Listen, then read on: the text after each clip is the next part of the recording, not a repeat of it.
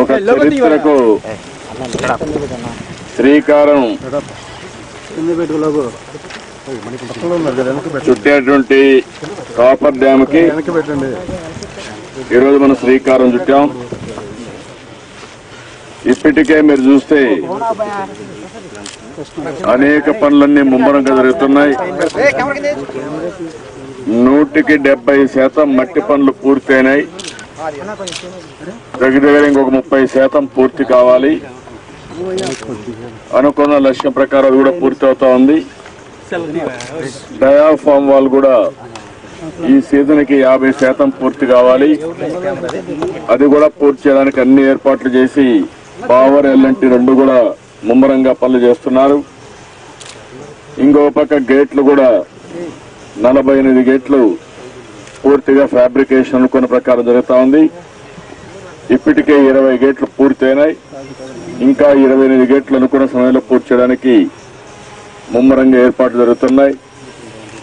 Spill channel గానీ spill వే గానీ ఈ 2 కూడా కాంక్రీట్ సుమారు 16 లక్షల క్యూబిక్ మీటర్ కాంక్రీట్ వర్క్ చేయాలి.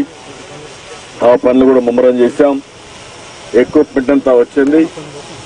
ఇప్పటికి మనం చేసింది 1 లక్ష క్యూబిక్ మీటర్లు మాత్రం అయింది.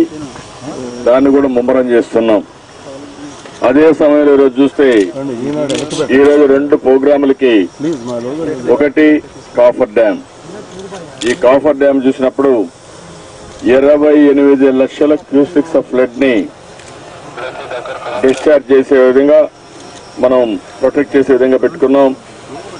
ఇది 100 సంవత్సరాల వరద ఆధారంగా ఈ నిర్ణయానికి వచ్చాం. ఈ దూరం చూస్తే, డిస్టెన్స్ చూస్తే 2340 మీటర్లు లెంగ్త్ వస్తుంది. అదే మరి length down stream of river చూస్తే 1400 మీటర్లు వస్తుంది. డౌన్ స్ట్రీమ్ నుంచి టాప్ ఎలివేషన్ చూస్తే 31.5 మీటర్లు ఉంటుంది, 5 మీటర్లు ఉంటుంది. Up stream cut off jet grouting depth చూస్తే 20 మీటర్లు వస్తుంది. ఐకానిక్ బ్రిడ్జ్ కింద స్పిల్ ఛానల్ బ్రిడ్జ్ కూడా ఫౌండేషన్ వేసాం.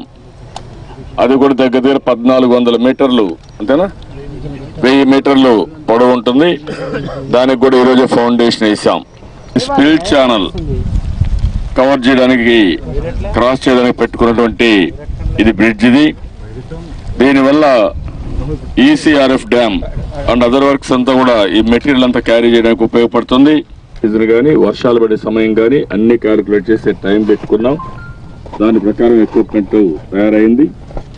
యాక్షన్ ప్లాన్ కూడా దాన్ని బేస్ చేసుకొని చేశాం. డే వైజ్, వారం వారీగా, నెలవారీగా మొత్తం తయారు చేశాం.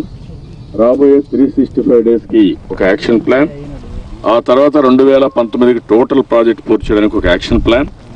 అదే మరి పర్యాటక శాఖ కూడా రమ్మన్నాను, వారు కూడా వచ్చారు. వారు ఇప్పటి నుంచే మన బెస్ట్ కన్సల్టెంట్, ప్రపంచంలోనే ఒక బెస్ట్ కన్సల్టెంట్ ని పెట్టి వాళ్ళు కూడా తయారు చేస్తారు.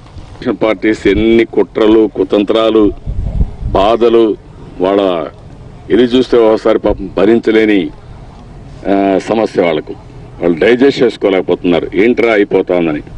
మొన్న కూడా కాంగ్రెస్ నాయకుడు రాహుల్ గాంధీ వచ్చి ఎందుకు మీరు చేస్తున్నారని అడుగుతున్నాడు. ఎందుకు రాష్ట్రానికి ఇచ్చారని అడిగే పరిస్థితి వస్తూ ఉంది. అంటే ప్రాజెక్ట్ కాకూడదు, నేషనల్ ప్రాజెక్ట్ కింద డిక్లేర్ చేయాలి. ఈ ప్రాజెక్ట్ అమలు కాకూడదు. ఒక 20 ఏళ్ళు 30 ఏళ్ళు ఉండిపోవాలి. అప్పుడు కాస్ట్ పెరిగిపోతుంది. అప్పుడు పట్టించుకుని ఉంటారని చెప్పి ఆశ తప్ప, దురాశ తప్ప ఇంకోటి కాదు. ఎట్టి పరిస్థితుల్లో ఈ ప్రాజెక్టు పూర్తవుతుంది. అందుకే ప్లానింగ్ బోర్డు ఒక మాట చెప్పారు, మన నీతి ఆయోగ్ వాళ్ళు చెప్పింది, ఈ ప్రాజెక్ట్ ఆంధ్రప్రదేశ్ ప్రాజెక్టు కాబట్టి, వాళ్ళ అవసరాలకు ఉపయోగపడుతుంది కాబట్టి, ఈ ప్రాజెక్టు పూర్తి అవ్వాలంటే సరైన ఆర్గనైజేషన్, స్టేట్ గవర్నమెంట్, సరైన వ్యక్తి ముఖ్యమంత్రి అనే ఉద్దేశంతోనే మనకి ఈ ప్రాజెక్ట్ ఇచ్చారు. ఓపెన్ గా చెప్పారు.